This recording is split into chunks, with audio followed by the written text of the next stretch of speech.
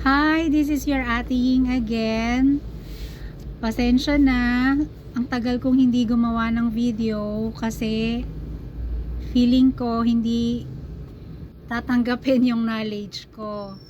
Pero siguro ito din talaga yung calling ko, gumawa ng video para sagutin yung mga questions ninyo.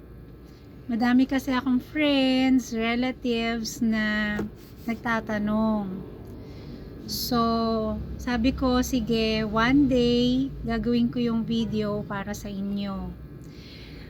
Second concern ko, hindi ko alam kung mag-i-English ako kasi yung teacher ko galing US. So,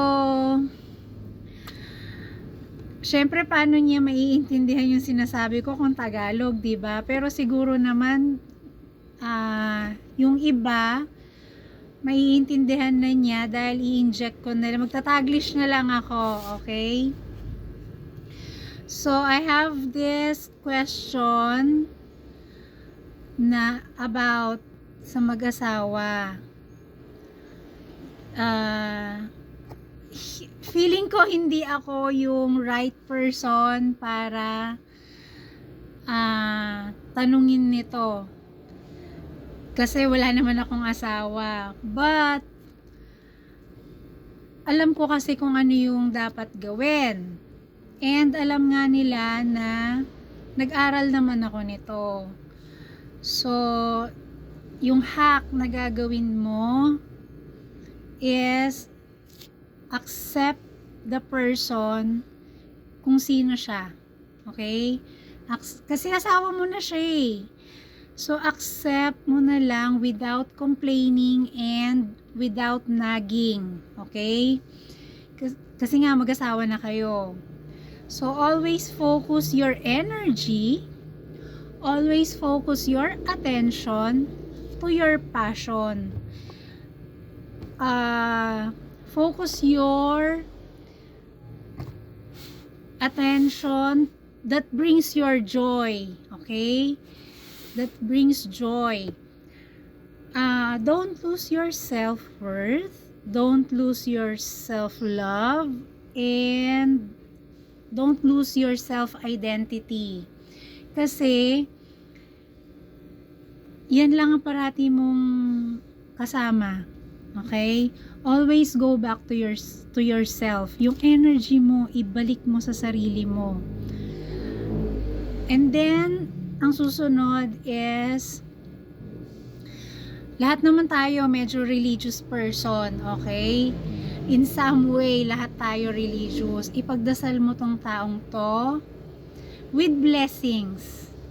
Again, without nagging and without complaining. Ipagdasal mo siya in a positive way.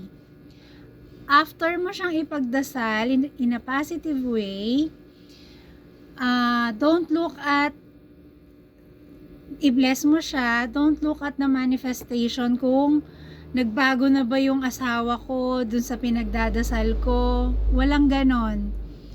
Basta i-bless mo siya, pagdasal mo siya without expectation kung when, where, how it will come the manifestation. Walang ganon.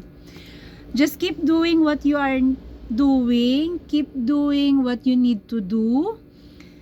Stop focusing on the 3D reality, because the more you focus yourself in the 3D reality, the result stays the same.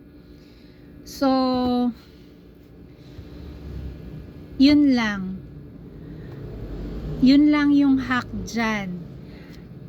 It's so simple, but I know kapag na-shoot mo kasi yung sarili mo sa ganyang reality, naiintindihan ko naman kasi nangyari yun sa akin before. Pero since ngayon, medyo sabihin na natin, as a student, with honors na ako ngayon. So, I think it's time na i-share ko na sa inyo kasi alam ko na siyang gamitin. So, see you again. Kapag meron ulit akong natanggap na question, sagutin ko na lang ulit dito sa YouTube. See you!